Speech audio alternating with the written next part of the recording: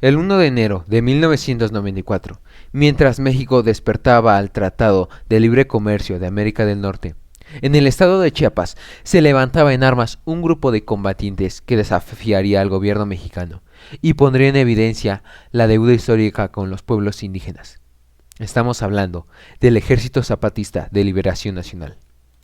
Fue un movimiento que marcó un antes y un después en la lucha por los derechos indígenas y en la historia política de México. Pero, ¿cómo llegamos hasta aquí? ¿Cuál es el origen de este conflicto?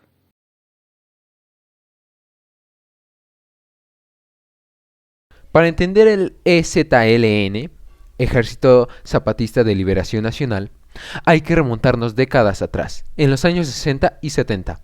Las Fuerzas de Liberación Nacional, un grupo clandestino inspirado en la Revolución cubana, buscaba organizar una lucha guerrillera en México. Sin embargo, fueron brutalmente perseguidos y muchos de sus integrantes ejecutados. A pesar de esto, los sobrevivientes lograron reorganizarse y en 1983 fundaron el Ejército Zapatista de Liberación Nacional en las selvas de Chiapas. Su base social fueron los pueblos indígenas, comunidades que habían sido marginadas y explotadas durante siglos.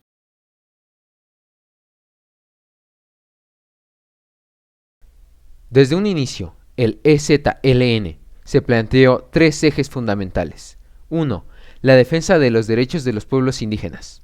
2. La construcción de un modelo de nación basado en la democracia, la libertad y la justicia.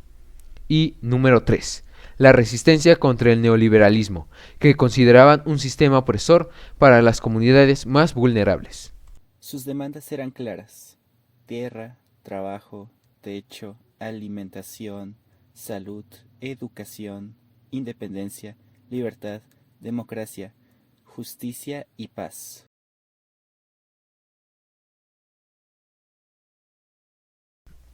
El 1 de enero de 1994, el EZLN atacó y tomó varias cabeceras municipales en Chiapas, incluyendo San Cristóbal de las Casas y Ocosingo.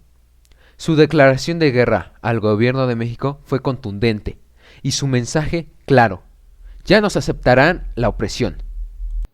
El gobierno respondió con una ofensiva militar que causó numerosas víctimas. Sin embargo, la presión nacional e internacional logró que se detuvieran los enfrentamientos y se abriera un espacio de diálogo.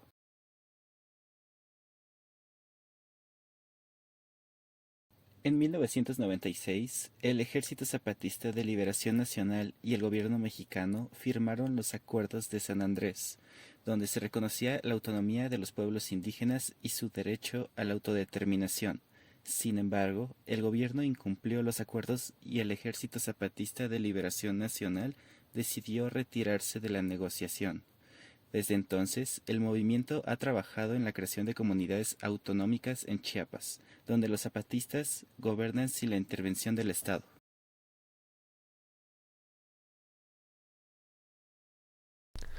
Hoy, el EZLN sigue existiendo, aunque de manera distinta. No ha depuesto las armas, pero su lucha es ahora principalmente política y social. Las comunidades zapatistas han demostrado que la autonomía es posible, gestionando sus propios sistemas de salud, educación y gobierno, aunque siguen enfrentando hostigamiento y marginación.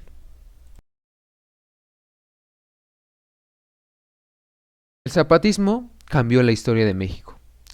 Puso en la agenda nacional e internacional la deuda histórica con los pueblos indígenas y la necesidad de un país más justo e incluyente. Este es el resultado de años, cientos de años de opresión hacia los pueblos indígenas. La violencia, la corrupción, las falsas promesas se reflejan en este movimiento. Este movimiento muestra las creencias que actualmente sigue teniendo México. A pesar de que nos digan que todo está mejor, la verdad es que no. Su lucha no ha terminado.